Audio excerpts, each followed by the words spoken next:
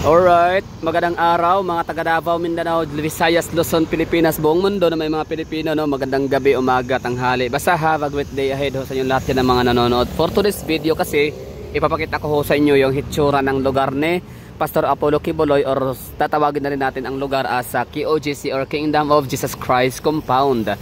Itong lugar ho na ito, just in case sa mga hindi nakakaalam ha, kung saan nga ba ang location nitong Kingdom of Jesus Christ na pinamunuan ni Pastor Apollo C. Quiboloy. So ito ay located lang ho sa may Barangay Comunal, Buhangin District, Davao City, and some part naman ng Barangay Sasa, Davao City. So ang sabi nung kapulisan na na-interview or natanong ko dati, no, dito sa nakausap ko nung during sa yung KOJC siege, ba tawag doon, o ba yung yung panggugulo na dito, pangharas. Sasabi nga nung kapulisan ay ano daw, nasa mga 43 hectares daw ang lawak nitong buong KOJC. So ganyan daw kalaki ang lugar. Kaya it takes how many days, weeks or month, no? Talagang bago matapos yung kailang paghahanap, no? Paghahanap ng heartbeat. No, di ba? Kung ano yun, no? Heartbeat yung hinahanap. Nagsisira nila yung ano, no, yung mga properties within the premises of KOJC compound para lang talaga wala lang, pasikat na yun, na-promote siya, no? So with the expense of KOJC members, yun na nga, mga elders, lahat ng mga bata, estudyante, at kaya mismo kay Pastor Apollo Quiboloy, no? So na-promote siya. Okay, so yun ang ano niya So nga pala, so yun na nga, for today's video is ito nga, papakita sa yung Kingdom of Jesus Christ Compound. Ito ay located lang, no, somewhere or within the vicinity of Davao City International Airport. So yan po ang airport ho dyan, runway, mataas ho yung runway natin dito sa DIA or Davao Airport, Davao International Airport. So mula rito, kapag kalabas ho ng inyong ng pagkalabas ho kasi sa aeroplano, pagkalabas ho ng airport mismo, bubungad ho sa inyo yung itong Jose Maria College. Yan, makita ho niyo yan, napagandang eskwelahan ho niyan, no?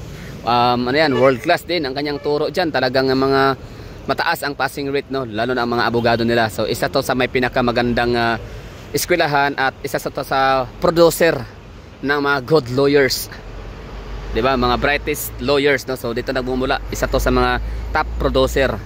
Ano pa, no? So ito yung lugar nila, tapos meron silang waxes dito, may kita, meron 7-Eleven, 7-Eleven, tapos waxes naman yung kanilang fast food restaurant. Dati kasi ito ay McDonald's, pero di ko alam bakit nila tinanggal ang McDonald's. Siguro hindi sila nag-renew ng franchise, I don't know, no? Baka mayroong something sa US kasi American American brand ang McDonald's, so I don't know. So kaya nang mahal na dyan magbigay ng kasagutan sa o mga speculation, ano man yan, pag-usapan ho natin sa comment box. Anyway, so itong nakikita ko nyo may kulay green, yan po ay isa yan sa mga pailaw-ilaw. Yan ay parang palm tree, no? Palm tree ba tawag dyan?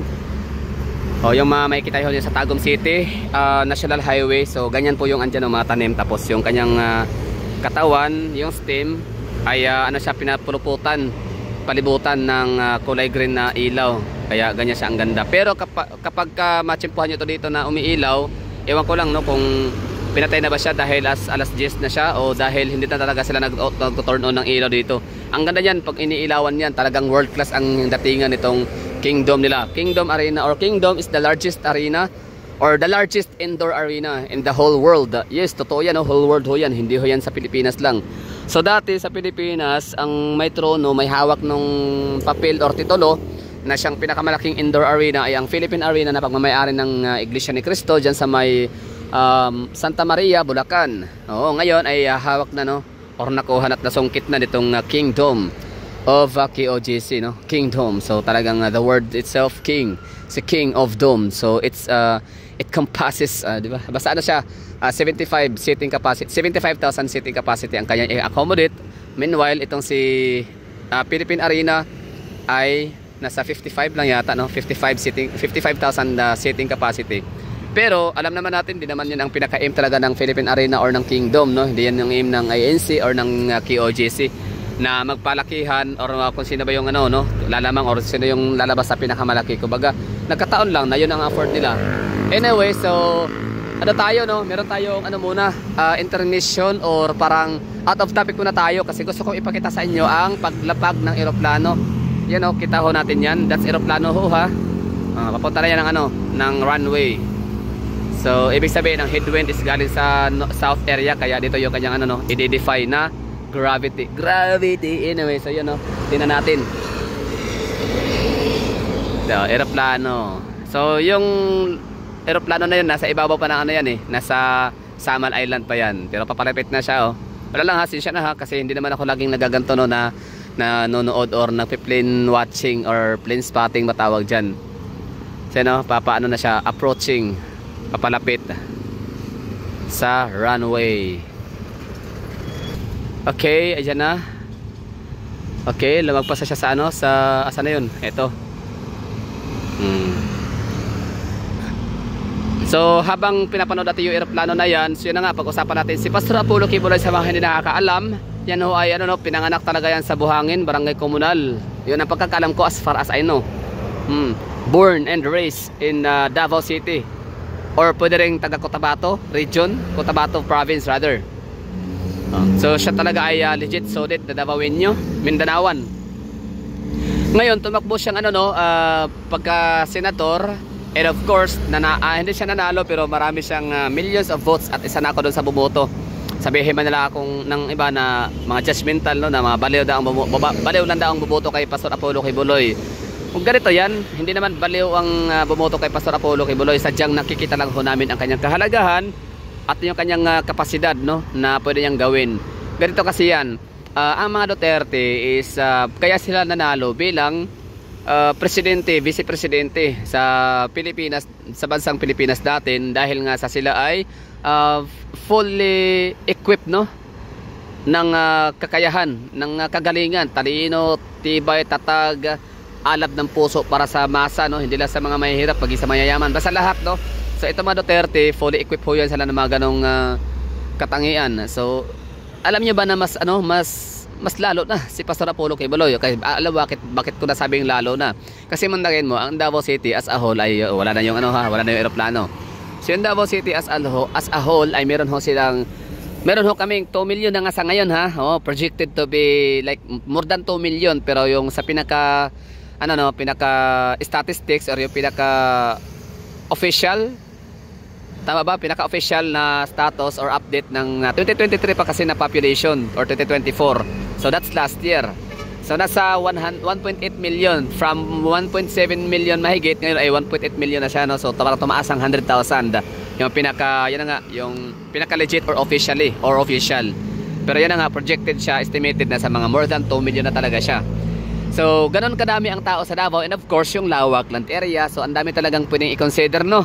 Oo, talagang masasabi mong hirap talaga i-manage, hirap talagang pangunahan or yun na nga, mag-leader sa ganyan kalawak, kalaking lugar na syudad, and with the population din naman talaga.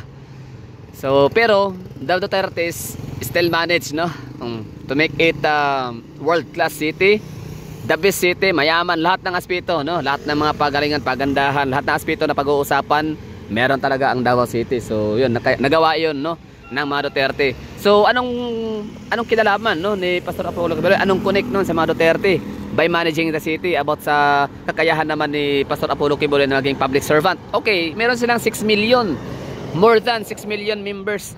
So do you think kaya mong pangunahan, panguluhan yung ganyan kadaming flux, di ba? Ganyan kadaming grupo, ganyan kadaming tao.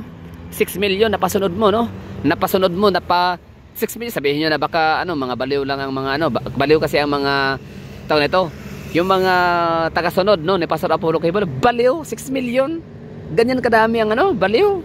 Aba, sana all no.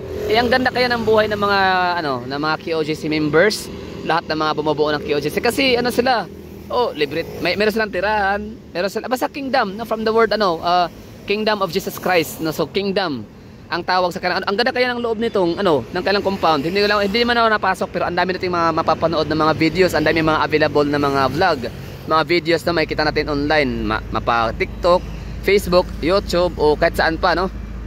Ang ganda ng loob nito, para ka talagang paraiso, nasa paraiso nakatira, di ba?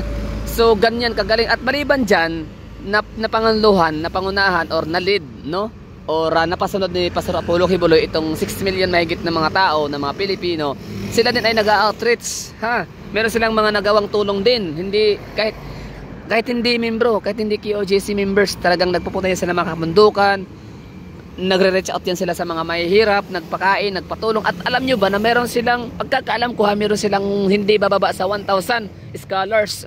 Diba? Yan lang, oh. 1,000 scholars. Eh, kumusta ang Ateneo de Davao University? Kumusta ang mga Lasal? Kumusta yung mga Catholic school? Kumusta kaya yung mga Christian school natin sa Pilipinas? Sila ba'y tumatanggap ng scholarship? Sila ba'y tumatanggap ng ganun kadaming scholars? Like 1,000, hindi bababa dun. Diba? Oh, sige nga, kumusta mga taga-Lasal? I mean, kumusta yung Lasal? Ateneo de Davao University. I mean, Ateneo. Oh, Ateneo, Lasal. Oh, ano pa yung mga private schools, no? Yung mga Catholic schools and mga Christian schools. So far, ito lang, pagkakaalam ko, yung yung talagang napakadaming scholarship, no? Na binibigay, ginagrant nila, binibigay na sa mga deserving ones, no? Or deserving people, deserving students. Laki nun, laking ambag nun sa natin, sa ating bayan, no? Oh, yung mga yung nag-reach out sila, tulong sa mga feeding, sa mga mahihirap, no? Mga homeless, mga out of school youth. Yun, hindi nyo kasi alam yan, hindi natin alam yan, no? Na meron palang ganong ganap ang KOJC, sila Pastor Apollo Kibuloy, kasi hindi sila nagme-mainstream media, hindi sila talagang nagpapakita ng nagpapayabang, hindi sila nagyayabang sa mga achievement nilang gano'n, no? Talagang hinayaan nila na wala lang, kasi yun ay heartily given, di ba? Hindi kasi sila mga ipal, hindi sila mga papugi, kagaya talaga sila ng mga Duterte, no? Gumagawa sila ng trabahong nararapat, hindi sila gumagawa ng trabaho na papugi, di ba? Pasikat, photo ops, no? Gaya ng mga traditional politicians natin sa Pilipinas. So I think dan siguro yung ko dito, mai-share ko sa inyo na Pastor Apollo Kibuloy in Kingdom of Jesus Christ, latest update. So yun na nga, bali nakalungkot natin na ubutan, nakalungkot. Eh kumbaga sayang lang, kumbaga parang ganun. Pero sige, minsan itaon natin, tsimpuhin natin na merong diyan, open pa yung kanang ilaw para ma-enjoy ho natin yung view at mas maganda yung maipakita ko sa inyo na hitsura ng lugar ho nila. So that would be all. Thank you for watching. Ingat po kayong lahat dyan. And to Pastor Apollo Kibuloy, no?